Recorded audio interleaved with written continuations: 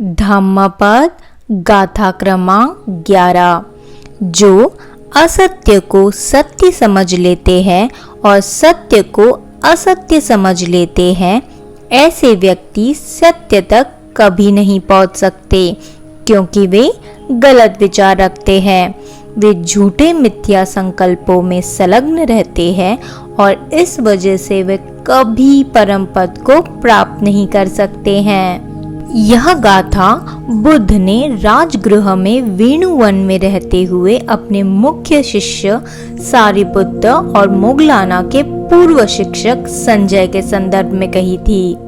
भगवान बुद्ध के पृथ्वी पर आगमन के पहले से ही राजगृह के पास उपतिश्य तथा कोलित नाम के 2 गांव थे। संयोग से दोनों गांव की ब्राह्मणी, जिनका नाम सारी एवं मोगली था, एक ही समय में गर्भ धारण किया। इन दोनों परिवार में बहुत ही पक्की मित्रता थी। सारी ब्राह्मणी के पुत्र का नाम उपतिश्य रखा गया और मोगली ब्राह्मणी के पुत्र का नाम कोलित रखा गया। समय के साथ दोनों के ही पुत्र सर्वगुण संपन्न हो गए। उन दिनों राजगृह में प्रत्येक वर्ष मेला लगता था। दोनों मित्र उस मेले में सम्मिलित होते।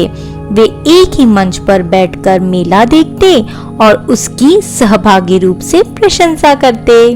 एक बार ऐसे हुआ कि वे चुपचाप मेले को देखते हुए कुछ इस प्रकार सोचने लगे, आखिर इस मेले में क्या रखा है? 100 साल के अंतराल में सब कुछ ही खत्म हो जाएगा।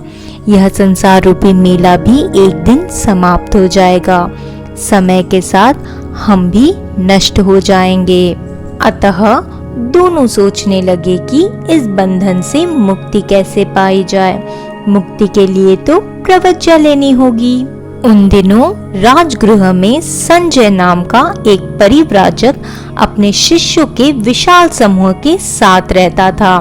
उपतिश्य तथा कोलित ने उसी से प्रवज्ञा लेने का विचार किया।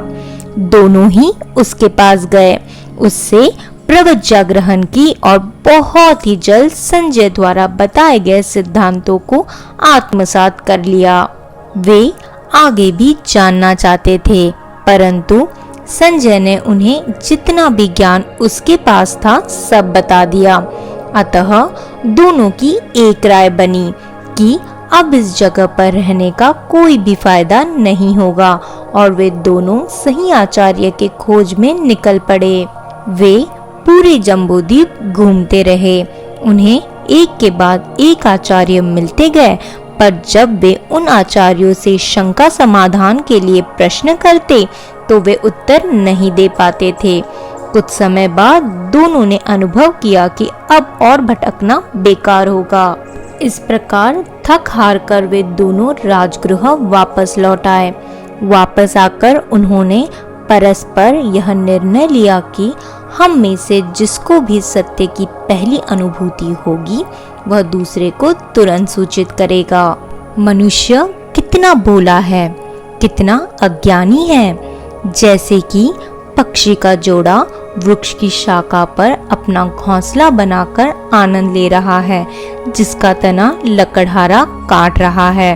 बस कुछ ही समय के उपरांत वृक्ष गिरने वाला है और घोंसला चारों दिशाओं में बिखर जाने वाला है। लेकिन फिर भी पक्षी को इसका एहसास नहीं है, वह राग रंजित है। क्या हमारा जीवन भी कुछ वैसा ही नहीं है? जिस घर में हम रहते हैं उसमें कितने सारे लोग चल बसे। जिस गांव में हम रहते हैं उसमें कितनी ही अर्थियां निकल चुकी है, यह गिनती करना भी मुश्किल होगा। जिन लोगों ने कष्ट सहकर तथा लोगों को कष्ट देकर मकान खड़े किए हैं, वे कितने ही दिन उसका भोग ले सकते हैं? क्या हमने कभी यह सब कुछ सोचा है? जिस जमीन जायदाद के लिए हम अपने भाई बहनों से आपस में लड़ रहे हैं, वह कुछ सालों की जिंदगी के बाद किसी और का हो जाना है। जिस घर में हम पैदा हुए हैं वह कभी अपना था ही नहीं, तो वह कैसे भविष्य में अपना बना रहेगा? क्या यह अच्छा नहीं होता यदि हम आत्मसंतुष्टि के साथ मिलजुल कर प्रेम के साथ रहे? व्यक्ति चाहे कितना भी अमीर क्यों ना हो, वह उसमें संतुष्ट ना होकर उसका और भी विस्तार करना चाहता है। मनुष्य यह भूल जाता है कि चाहे व्यक्ति के पास जितने भी मकान एवं कमरे क्यों ना हो, उसे रहना या सोना तो एक ही कमरे में है, फिर भी मनुष्य उसी में व्यस्त है, विस्तार चाहता है। अपने सुख और अमन के लिए वह दूसरों को कष्ट भी देता है और इसी में अपना बड़प्पन समझता है। इसलिए जब तक हम बुद्धत्व को प्राप्त नहीं करते, तब तक हम इस संसार में जन्म मरण की श्रृंखला में निरंतर चलते ही रहेंगे। अतः बुद्ध ने असार को असार और सार को सार के रूप में देखने को कहा है। जो यह बात समझ गया, उसने जीने की कला सीख ली और वह मुक्त हो गया। अगर आपको हमारा काम पसंद आया तो कृपया लाइक, शेयर और सब्सक्राइब करें। समय पर नोटिफिकेशन के लिए बेल आइकन भी जरूर दबाएं। मंगल हो।